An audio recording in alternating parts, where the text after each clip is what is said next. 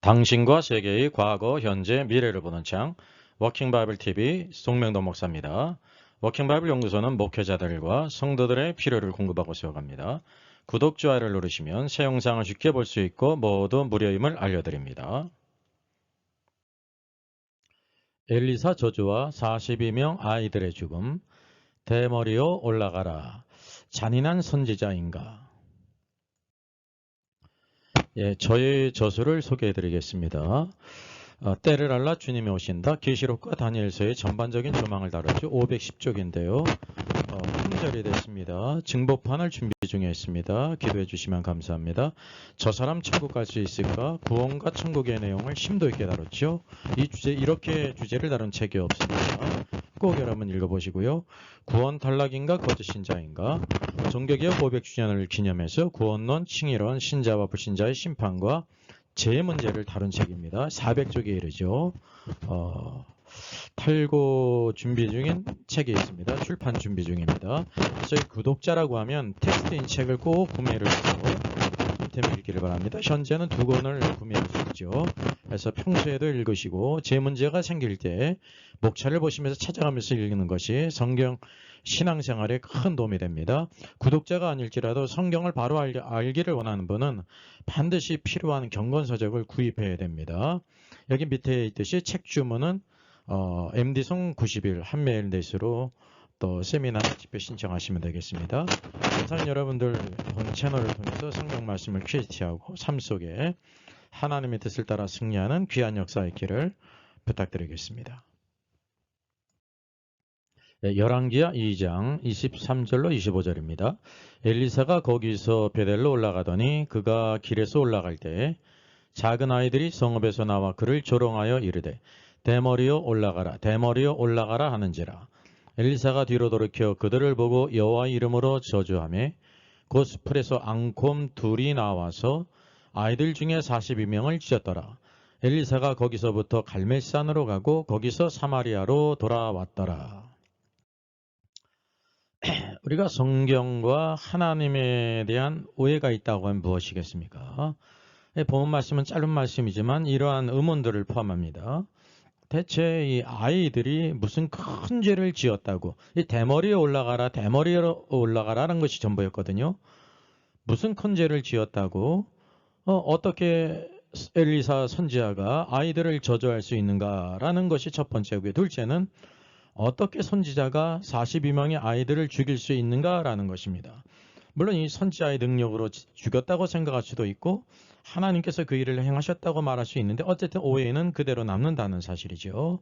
그래서 오해가 있을 때 성경은 우리가 오류가 많다라는 생각을 갖기도 하고요. 또 하나는 하나님을 오해하여 하나님은 참 우리가 생각하는 것 이상으로 무서운 분이다라는 생각을 갖습니다. 이게 배대의 경우입니다.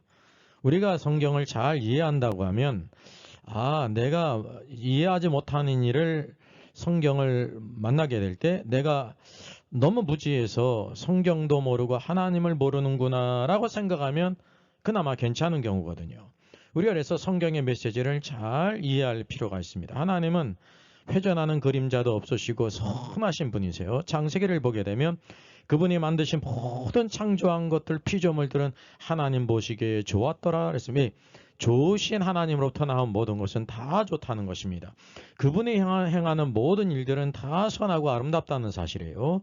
오늘 선자를 통해서 일을 행하셨다고 생각하든지 우리가 성경을 보게 되면 앙콤들이 나와서 42명의 아이들을 찢은 것은 하나님이 하신 일이라는 것을 우리에게 보여주거든요.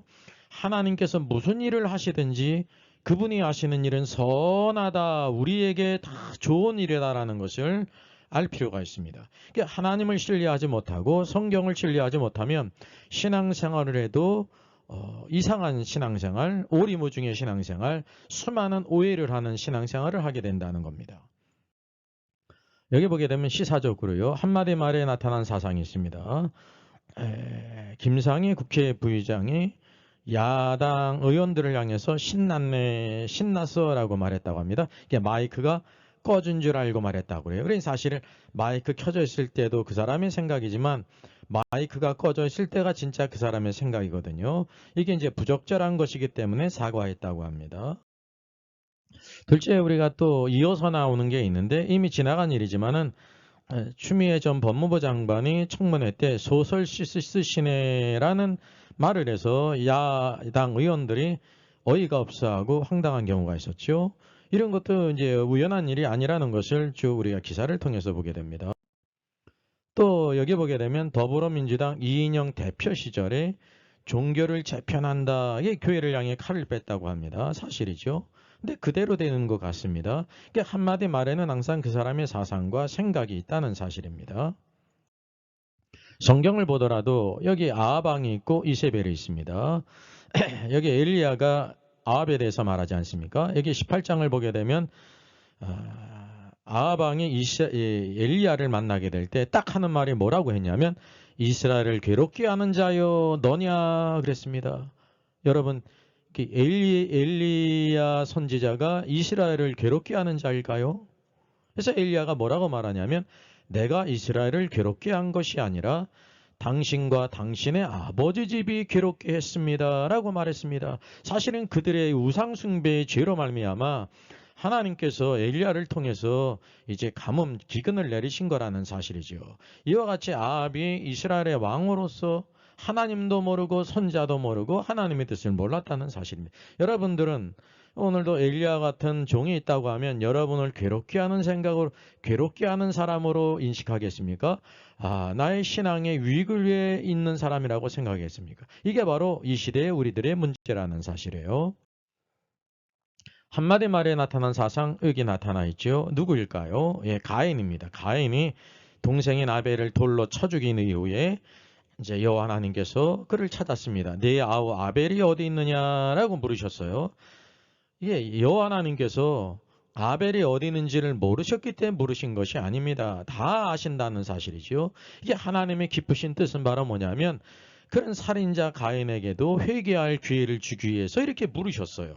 이렇게 묻는다는 것은 우리를 사랑하신다는 증거고 회개할 기회를 준다고 하는 것을 알 수가 있습니다. 그럴 때 가인이 한 유명한 말이 있죠. 내가 내 아우를 지키는 자입니까? 외적으로는 맞죠. 근데 그가 아우를 죽여놓고 시침을 딱 대면서 이 뻔뻔한 그래서 이 성경을 유다서를 보게 되면 가인의 길을 간 사람들 그래서 구원의 길을 떠나 하나님을 떠나서 죄 가운데 멸망의 길을 간 사람들이 있다는 것을 가인 때도 있었고 오늘 이 시대도 있다는 것을 보여주고 있죠. 한마디 말에 그 사람의 신앙과 사상이 다 있다는 것입니다. 여기 보게 되면 여기 팔레스틴 지역인데요. 오늘 말씀의 배경을 보게 되면 엘리야 선지자를 엘리사가 따라다니지 않습니까? 내가 나를 끝까지 따라오면 내가 원하는 것을 얻을 수 있을 것 같다 그랬어요. 길갈로 갔고 베델로 갔고 여리고에 갔고 또 요단까지 이르렀어요. 이게 이제 말씀의 배경입니다.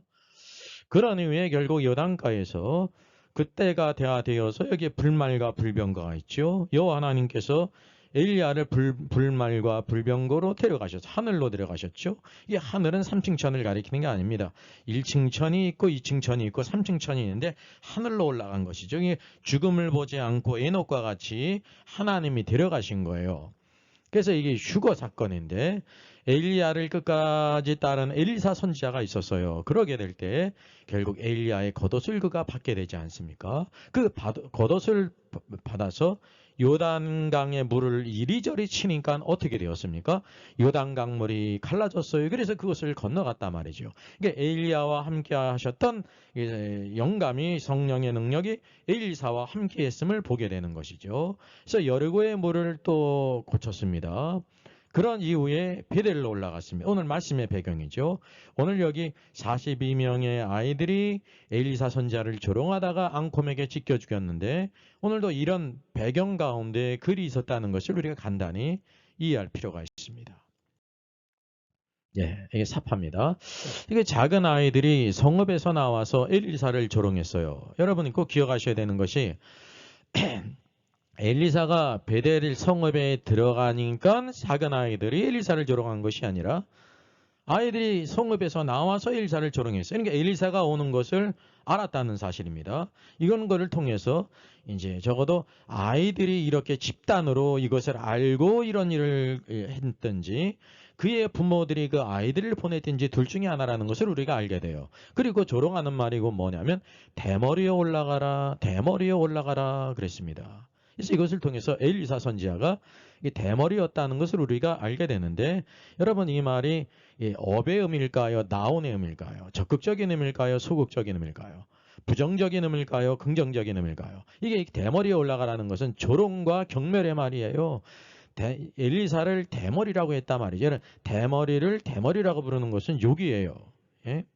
잘생긴 사람을 못생겼다고 하는 것은 그냥 그러려니 하지만, 못생긴 사람을 못생겼다고 하는 것은 욕인 것처럼 대머리를 대머리라고 하는 것은 욕일 뿐만이 아니라, 여기 올라가라 그랬으면 올라가라는 뜻이 무엇일까요?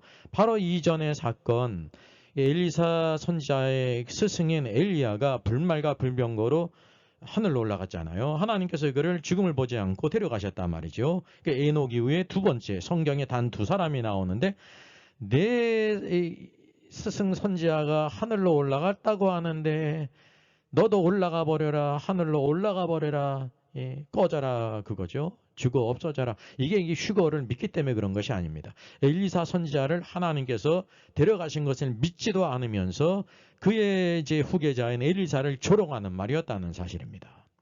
그때 바로 엘리야 선지자가 여호와의 이름으로 이 아이들을 저주했어요. 그 저주한 후에 어떤 일이 일어났냐면, 그래 성경에 곧 그랬어요. 수풀에서 앙콤 둘이 나와서 아이들 중 42명을 죽였다라고 말씀하고 있습니다.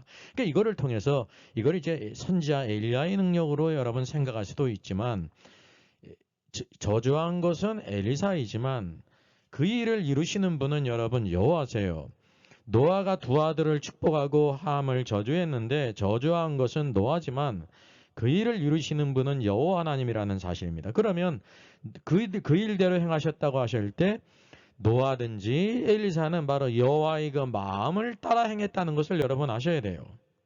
그것이 바로 하나님의 마음을 아는 사람이 하나님의 종이고 선자의 자격이 있다고 하는 사실이죠. 그래서 여기 여호와 하나님께서 엘리사의 저주를 따라서 수풀에서 앙컴들을 보내서 아이들 중 42명을 죽였습니다. 여러분, 이 조롱하던 아이들이 42명이 아니에요. 42명 이상이라는 것을 우리가 알게 되죠. 50명이든지 70명이든지 80명이든지 200명이든지 그 가운데서 앙컴돌이 찢어 죽인 아이들이 42명이라는 것을 여러분 아셔야 돼요. 그래서 오늘도 우리들이 당하는 의문이 바로 뭐냐면, 어떻게 그런 일이 일어날 수 있는가? 주의 종이라는 사람이, 선지하는 사람이 어떻게 아이들을 저주할 수 있고 이 42명의 아이들을 아주 이렇게 잔인하게 죽일 수 있는가? 또 이게 조금 발전하면은 이게 이제 하나님이 하신 일 같거든요. 그러면 어떻게 사랑의 하나님이 이렇게 잔인한 일을 하실 수 있는가? 그것도 어른도 아니고 아이들을 이렇게 생각한다는 사실이죠. 항상 우리가 성경을 보다가 이런 미궁에 빠져버리는 경우가 있다는 거죠. 그럴 때 내가 참 무지해서 성경도 모르고 하나님도 모르기 때문에 내가 이것을 알지 못하는구나. 자신의 무지함을 오늘도 깨닫고 성경을 더 읽고 연구하고 기도해야 되는데 그렇지 않고 오해로 끝난다는 거죠. 그래서 오늘도 믿는 우리 신자들 가운데 가장 많은 오해를 받는 것이 성경이고, 가장 오해를 받는 분이 하나님이시면서 예수님이라는 것을 우리가 생각할 필요가 있습니다. 이게 실제라는 사실이죠. 네? 슬프지만. 그래서 그것을 우리가 이 말씀을 통해서 퀴즈티하겠습니다. 여러분, 아이들이 선지자 엘리사를 조롱한 말의 의미가 바로 뭐냐면, 여기 빙산이 있잖아요. 빙산은 보이는 부분이 있고 물속에 가라앉은 보이지 않는 부분이 있어요. 이 보이는 부분은 바로 뭐냐면, 아이들이 엘리사를 조롱하지 않았습니까? 대머리에 올라가라. 대머리에 올라가 한마디 말은 보이는 부분이에요. 보이지 않는 그 아이들의 생각과 사상이 있다는 걸 여러분 아셔야 돼요. 한마디 말에는 조롱이었어요. 대머리에 올라가라. 대머리에 올라가라. 이게 짧은 말이지만 여기에 모든 생각과 사상과 하나님에 대한 것과 주의 종과 하나님을 경외하는 건지 어떤 사상인지를 여기에 나타나고 있는 거예요. 그래서 이 사실은 아이들의 조롱은 다 누구의 것을 투영하고 있냐면 그들의 부모, 집안에서 그들의 부모, 할아버지, 할머니들이 말한 그 모든 것을, 행한 모든 것을 듣고 보고한 것이 다 이렇게 그대로 나온 것입니다. 여기 대머리에 올라가라는 것은 베델에 있는 적어도 표본 집단이 42명이 죽었다는 것은 그 이상 50명, 100명 이상의 아이들이 있지 않습니까? 적어도 100집 이상의 아이들이 있다는 거는요, 통계학적으로도 그게 표본 집단이 되는 거거든요. 모두 다 대머리에 올라가라고 그냥 한치의 주저함도 없이 조롱하고 경멸할 때는 이 베델에 있는 모든 사람들의 신앙, 사상과 생각을 대변하고 있다는 것을 여러분 아셔야 되는 것입니다. 그래서 어디에 사는 아이들이냐면 베델이에요. 베델은 하나님의 집이거든요. 우리가 알다시피 특별히 베델이 어떤 곳이냐면 솔로몬 이후에 이제 그 북왕국 이스라엘과 남왕국 유다로 분열이 됐죠. 분열 왕국 시대로 가요. 그래서 남왕국 유다는 르호보암이 통치하고 북왕국 이스라엘은 여로보암이 통치하죠. 네?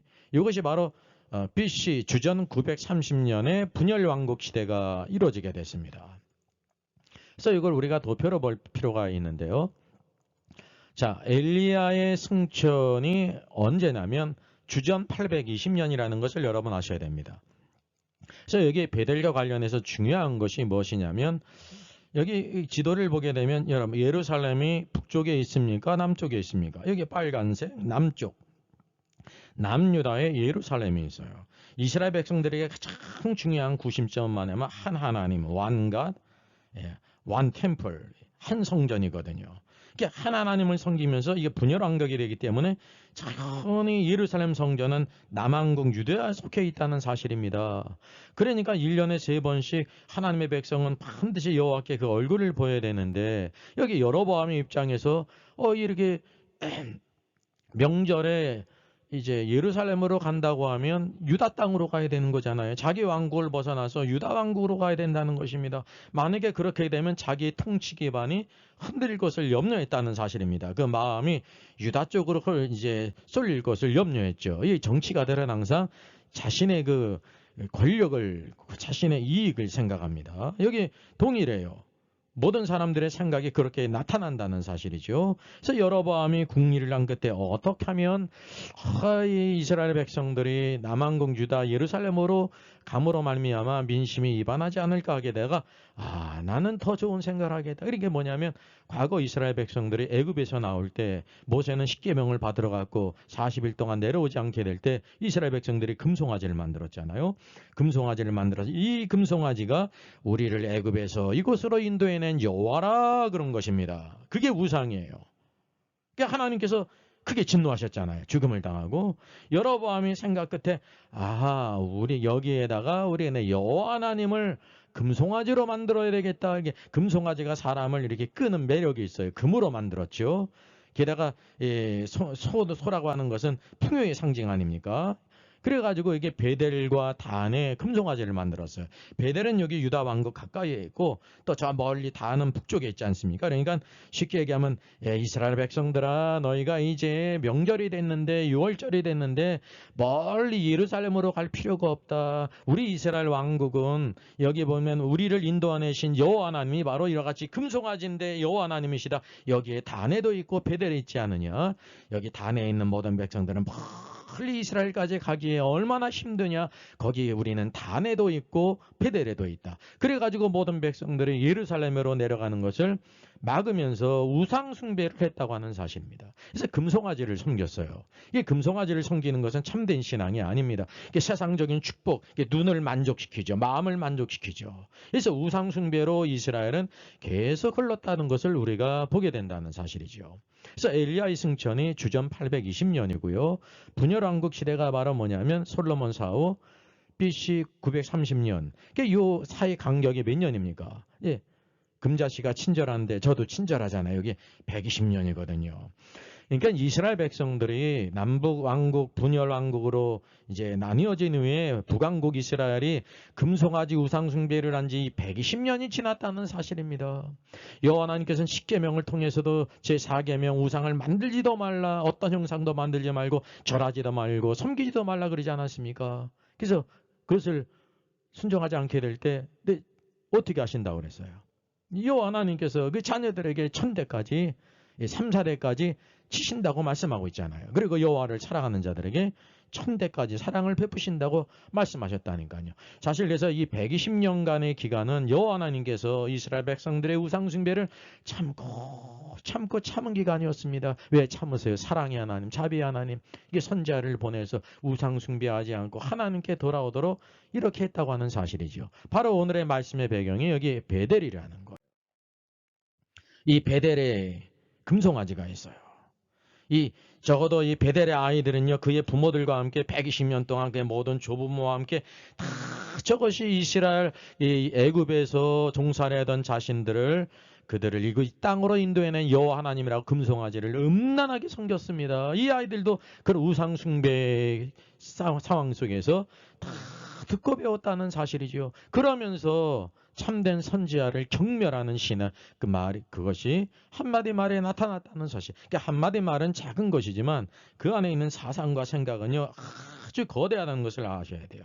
이제 존 파이퍼 목사님은 그래서 금송아지 예배자라는 책을 썼습니다. 오늘도 하나님을 예배하는 사람들이 있는데 하나님을 예배하는 게 아니라 금송아지를 예배하는 것이다. 자신의 탐욕과 욕심과 세상적인 축복을 얻기 위해서 하는 것이다 라고 말했어요. 그래서 여기 보게 되는 것이 출애굽기 24장 4절에 너를 위하여 새긴 우상을 만들지 말라. 하늘이나 땅에 있는 것이나, 바로 이 송아지는 땅에 있는 것 중에 대표적인 거잖아요. 아무것도 만들지 말라. 어떤 형상도 절하지 말고 섬기지 말라.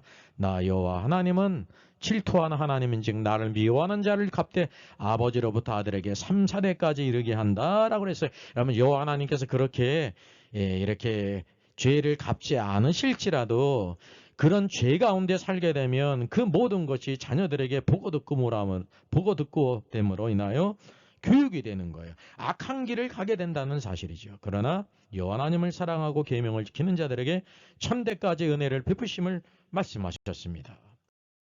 그래서 오늘도 우리가 알아야 될 것이 여기 작은 아이들 그랬습니다. 킹제임스 성경도 여기 리틀 칠드런이라고 번역해서 작은 아이들이에요. 근데 NIV 성경은 유스라고 청년이라고 번역했어요. 그런 까닭이 있습니다.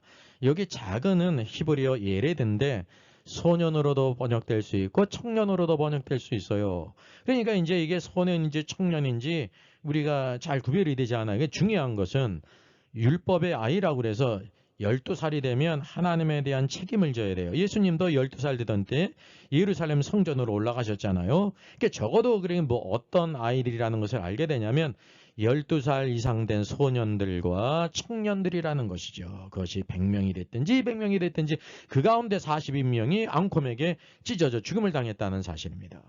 어떻게 성읍에서 나와서 엘리사를 조롱했습니까? 이 소식을 미리 들었어요.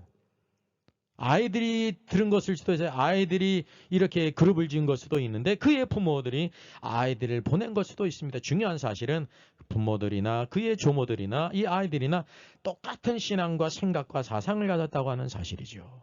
그래서 그 가운데 앙콤들이 즉시 나왔어요. 하나님께서 보내신 거예요. 엘리사 선지자가 앙콤을 조종할 능력이 없어요. 여호와 하나님의 능력 가운데 앙콤이 나오게 함으로 말미암아 42명의 아이들을 찢었다는 사실이죠. 120년간 금송아지 우상 숭배를 하나님께서 참고 기다렸다는 사실, 이것이 우리가 잘 알지 못하는 사랑의 하나님, 자비의 하나님이세요. 120년간 심표를 참고 기다리셨습니다. 우리가 창세기 6장을 보더라도 홍수 심판이 있기 전에 하나님께서 노아와 그 가족들을 통해서 전하지 않았습니까? 예. 그 시대의 죄악을 지적하면서 방주로 돌아오라. 그렇지 않으면 하나님의 심판 가운데 죽음을 당할 것을 말했잖아요. 120년간 그 시대도 하나님의 참고 기다렸다는 것을 우리가 간과하지 말아야 되는 것입니다. 그래서 참고 기다린 기간은 하나님의 자비와 공의이고요. 그리고 노아 시대 때도 하나님께 120년간 참고 기다리고 노아를 통해서 또 유다서를 보게 되면 에녹이 하나님의 그 심판을 증거했어요. 그러다가 에녹이 하나님과 동행하다가 하나님이 데려간 사람, 죽음을 보지 않고 간 사람, 그 사람이 되었다는, 에녹과 엘리야가 동일하다는 사실이죠. 그래서 오늘도 선지자 엘리사를 아이들이 조롱했거든요. 대머리에 올라가라, 대머리에 올라가라. 아주 경멸적인 말이었어요. 여기에 바로 선지자를 존경함이 전혀 없었습니다. 경멸하는 아이들, 누가요? 베델의 그 부모들이 모두 다 선지자를 경멸했다는 사실이죠. 말로 한다는 것은 하나님도 알고 사람도 다 안다는 것을 말합니다. 이게 말도 중요한 것입니다. 우리가 흔히 말로 한 것을 그냥 가볍게 여길 수가 있죠. 절대 그렇지가 않습니다. 그리고 또한 누구를 경멸했냐면 엘리사 선지자를 보내신 여호와 하나님을 경외함이 없는 거예요. 경멸한 것이라는 사실이죠. 여호와를 경멸하는 것이 얼마나 끔찍한 것인지를 우리가 잘 모른다는 사실이죠. 왜요? 내가 이렇게 했어도 사랑의 하나님이 용서해 주시지. 맞아요. 근데 반은 맞고 반은 틀리다는 것을 알아야 돼요. 하나님께서 어떤 때에는 이렇게 무서운 징계의 채찍을 들 때가 있다는 사실이죠. 그리고 여기 또 무엇을 경멸하냐면 여호와 하나님께서 그분의 계획 가운데 이전 열조 시대 때는 에녹을 죽음을 보지 않고 데려가셨고 이 왕조 시대 때는 엘리야를 죽음을 보지 않고 데려간 거예요. 죽음을 보지 않고 데려간 거예요. 모든 사람은 죽어서 낙원에 갈 수 있는데 이게 엘리야의 휴거가 있단 말이죠. 그것을 불신하는 것입니다. 하나님의 행하신 그 놀라운 일들을 불신하고 경멸하는 것입니다. 엘리야가 하나님이 데려가셨다고 하는데 무슨 개망나는 같은 소리냐. 너도 엘리사야 대머리야. 너도 올라가라. 엘리야도 올라갔다고 하면 너도 올라갈 수 있지 않느냐. 마치 예수님 옆에 모든 강도들이 십자가 밑에 사람들이 내가 남은 구원했는데 너를 구원해봐라. 그럼 우리가 믿겠다 그랬잖아요. 예수님이 안 내려오셨죠. 왜? 우리를 구원하시기 위해서 끝까지 참으셨다는 사실입니다. 그래서 여기 하나님의 능력과 권세를 경멸하는 것이 이 아이들의 입을 통해서 그게 뭐냐면 그 부모들의 세대의 모든 신앙을 그대로 투영하고 있다는 것입니다. 그래서 여호와 하나님의 역사를 경멸하는 사람. 그래서 저는 이것을 보면서 지금도 그렇지만 오늘도 여호와 하나님께서 행하실 이제 앞으로 휴거 사건 있지 않습니까? 너희가 이제 그 인자 앞에 서도록 이 모든 대환란의 덫을 피하고 인자 앞에 서도록 넌 오늘도 술 취하지 말고 방탕하지 말고 술 취하지 말고 생활의 염려에 빠지지 말고 늘 깨어 기도하라 그랬잖아요. 이런 휴거 사건을 경멸하는 사람이 있잖아요. 이거 세상 사람이 아니라 믿는 사람 가운데서 그런 사람이 있지 않습니까? 여러분 이것이 작은 일이 아니라는 것을 우리가 알아야 돼요. 그래서 하나님의 뜻을 잘 알아야 된다는 사실이죠. 여러분 120년간 금송아지 우상 숭배를 여호와 하나님께서 참고 참으셨다는 거예요.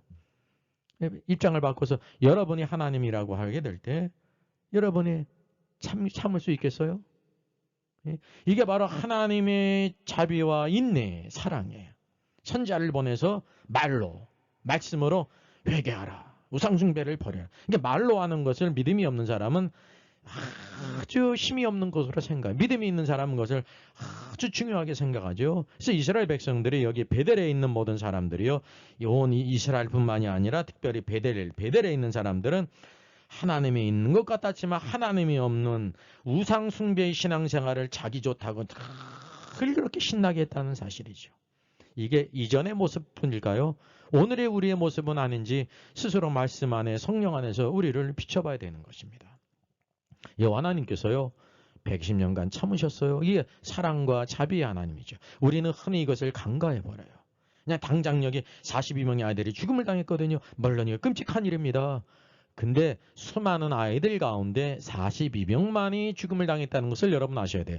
하나님의 공의와 징계를 우리가 경히 여기지 말아야 된다는 사실이죠. 그래서 성경 전체의 닥트린을 보게 될 때요. 이 40이라는 숫자는 중요한 의미가 있습니다. 오늘도 사도 바울이 오늘도 주님의 재림이 가까웠다고 하는 것을 막 두려워하고 동요하는 신자들에 대해서 멸망의 아들 적그리스도가 나타나기 전에는 절대 주님의 재림이 없다 그랬잖아요. 그래서 그 앞에 나타날 표적이 멸망의 아들, 이 불법의 사람, 죄의 사람이 나타나야 되는 거예요. 성경에 보게 되면 예루살렘을 짓밟을 권세를 얼마나 주셨어요? 다니엘서 한때, 두때, 반때, 세때 반. 세때 반이 헤로스의 세때 반이라는 걸 알게 되는데 계시록 13장을 보니까 바로 42달 동안 성전을 이방인에게 짓밟힌댔잖아요. 적그리스도는 이방인이거든요. 그리고 또 말하고 있기를 42달 1260일이라고 성경이 말하고 있어요. 그래서 여기 42달이라는 것은 바로 뭐냐면 한편으로 이 땅에 거하는 자들에 대한 하나님의 심판이거든요. 하나님의 심판이 있은 이후에 그리고 그리스도께서 이 땅의 왕으로 재림하실 것을 우리에게 보여주고 있어요. 그래서 이게 42이라는 것이 성경의 닥트린 가운데 그런 의미가 있다는 것도 우리가 좀 알게 되는 것입니다. 자, 오늘날 신자들이 전혀 생각하지 못한 거 뭐만 하냐면 하나님은 사랑의 하나님이요. 예, 맞아요. 하나님은 사랑의 하나님이시죠. 요한복음 3장 16절. 하나님이 세상을 이처럼 사랑하사 독생자를 주셨으니 이는 저를 믿는 자마다 멸망치 않고 영생을 얻게 하려 하심이라 했습니다. 하나님의 사랑이 독생자를 주시기까지 우리에게 나타나셨다니까요. 이 얼마나 놀라운 사랑이. 근데 뭐를 모르냐면 오늘도 하나님께서 그 백성들에 대한 공의로 징계하시는 것이 있다는 것을 모른다는 사실이죠. 하나는 알고 둘도 모르고 셋도 모르고 넷도 모르는 경우가 이 땅에 있다는 사실입니다. 그래서 이 대머리에 올라가라는 것은 한마디 말에 불과하죠. 대머리에 올라가라 대머리에 올라가라 두 마디 말에 불과하지만 이 하나님을 경멸하고 주의 종을 경홀히 여기고 하나님을 대적하는 악한 사상과 신앙이 여기에 다 내재되어 있다는 것입니다. 그리고 그 뒤에는 베델의 우상숭배, 이스라엘의 우상숭배뿐만이 아니라 베델의 우상숭배, 베델 사람들은 자부심이 있었을 거 아니에요. 왜냐하면 베델과 단에 금송아지가 있었거든요. 다른 도시에 비해서 큰 자부심이 있었을 것이다 말이죠. 헛된 자부심입니다. 우리가 흔히 신앙생활하면서 이런 외적인 것을 가지고 자신의 신앙의 내적인 그런 뛰어남이라고 생각할 경우가 참 많이 있어요. 여러분 어떻게 생각하십니까? 그렇지가 않아요. 금송아지 우상숭배는 하나님이 가장 미워하시는 것이었다는 거죠.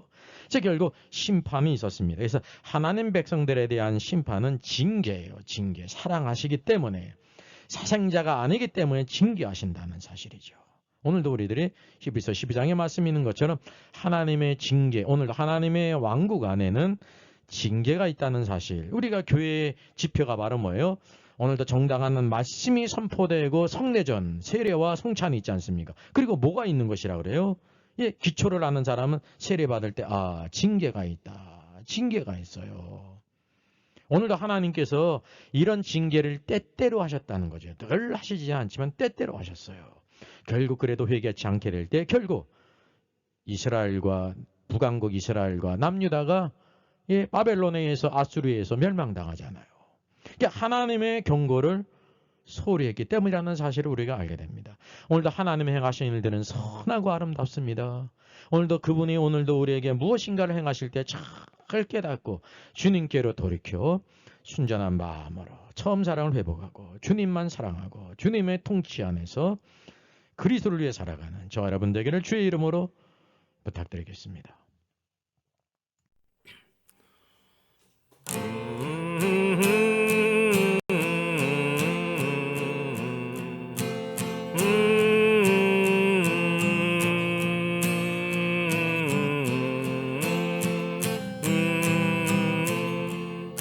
내 갈 길 멀고 밤은 깊은데 빛대신 주 저 본향집을 향해 가는 길 비추소서. 내 가는 길 알지 못하나 한 걸음씩 늘 인도하소서. 이전에 방당하게 지낼 때 교만하여 맘대로 거짓하던 이제 사소서. 나의 진죄 다 기억마시고 주 뜻대로 늘 주장하소서.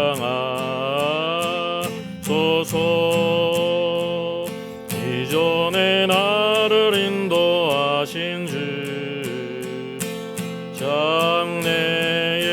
장래에도 맘 앞에 엄산 줄령 만날 때 놓으소서. 밤 지나고 저 밝은 아침에 기쁨으로 내 주를 만나리.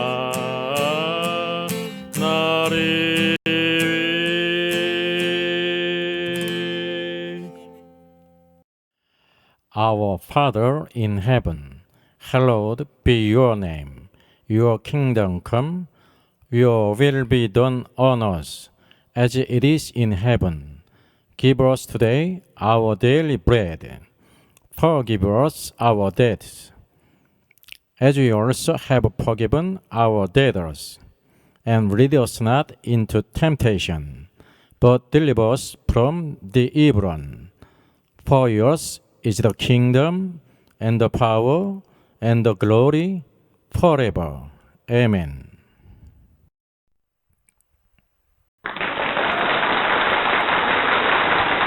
수고하셨습니다. 워킹바이블 연구소는 일선에서 수고하는 목회자님들과 성도들의 필요를 공급하고 세워갑니다. 매일 업로드가 되고 있습니다. 내일 영상을 참조하면 되겠습니다. 구독, 좋아요, 알람 설정을 누르시면 새 영상을 쉽게 시청할 수 있고 모두 무료입니다. 감사합니다.